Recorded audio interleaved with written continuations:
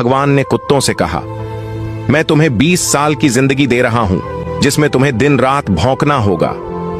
कुत्तों ने कहा, 20 साल बहुत लंबा समय है, आप हमें मात्र 10 साल की जिंदगी दे दो।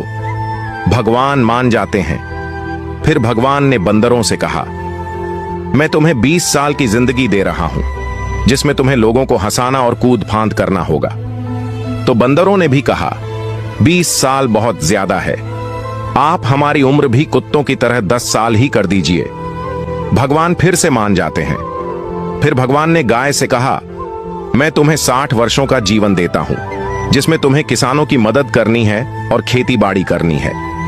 इस पर गाय ने कहा, हे भगवान, 60 साल बहुत अधिक है, कृपया मुझे केवल 20 वर्षों का जीवन प्रदान करें।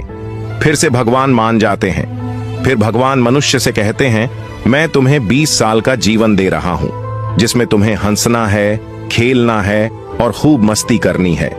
इस पर मनुष्य ने कहा, सिर्फ 20 साल, आप ऐसा कीजिए, मेरे 20 साल के साथ कुत्ते के बचे हुए 10 साल, बंदर के 10 साल और गाय के छोड़े हुए 40 साल भी मुझे दे दीजिए। भगवान मान जाते हैं और कहते हैं, जैसी तुम्हारी मर्जी।